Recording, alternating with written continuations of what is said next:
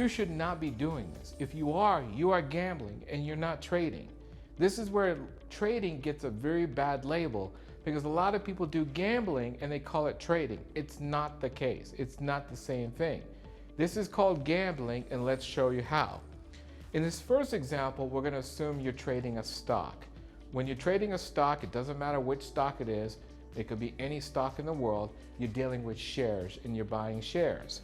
So in this example here, we're going to do a fixed trade size of 100 shares per stock. We're going to look at it two different ways. The very first way is you have a stock price that's $20 a share. The second one is $120 a share. So one's cheap, one's expensive. In here, you buy 100 shares. No matter what the price of stock is, you're buying the same number of shares, okay? So in this example, if you bought 100 shares times $20, that's basically $2,000 is what it cost you. Over here, it's $120 times 100, that's basically $12,000 it cost you here. The cost is different because what happens is the price of the stock is different. You risk. Let's not bring in pure technical analysis. Let's assume that you have a stop of 5% of the stock.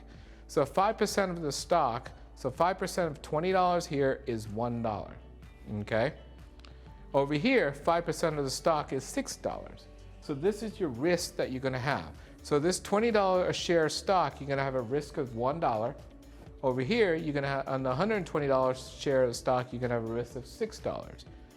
So if you look at this here, if you buy 100 shares, that's $1 times 100, that's a $100 risk. Over here, that's a $600 risk. So you have unweighted risk. They're not balanced at all. They're not the same. So in the scenario where this one wins, the $20 a share wins, you make $100. In the scenario where the $120 share loses, you're gonna lose $600. So if you look at both trades, net, you walk away with $500 loss. If this trade here gets 2 to 1, so I risk $1 to make $2.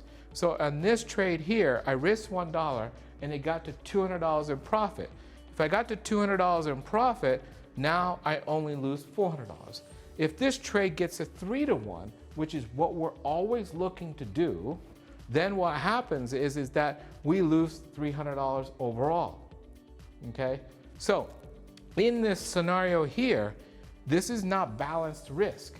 So if we get the 3 to 1 over here, and this is still losing on this one, we're still gonna walk away with a $300 loss, which is not good at all.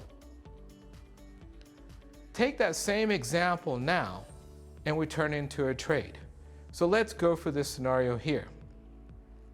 So you got the same scenario here where you have $20 a share, $120 a share on this side. Now, what we've done in this is we don't have a fixed share size. We take the risk and we say we're gonna standardize the risk. So for each trade, I'm only willing to risk $200. So our risk is not buying number of shares. Our risk now is standard. So for each trade, I'm only gonna risk $200 a trade. So if this is $20 a share, your risk is still $1. Take $200 risk per trade, divide by 1, that tells you buy 200 shares. Over here, your risk was $6. So I take $200, divide by 6, 33 shares. So now, our shares are changing. In the first example where we were gambling, the shares were fixed and the risk per trade varied. On this example, as a professional trader, our risk per trade is the same. Our shares are changing based on the risk. So now in this scenario here, when you win right here, you're gonna basically win what? Over here, if you look over here and look over here, you win on this one and you lose on this one, you walk away at break even. If this one gets 2 to 1, you're gonna win $200 overall.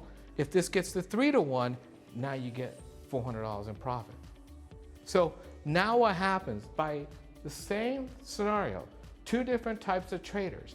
The first trader had a fixed shares. He went in with $100 a share. The second trader went in with the same risk. Both of them traded the same stocks. Both of them lost in the first one and lost in the second one. In one scenario, the trader was gambling and lost. In the second scenario, the trader was a professional trader and he won.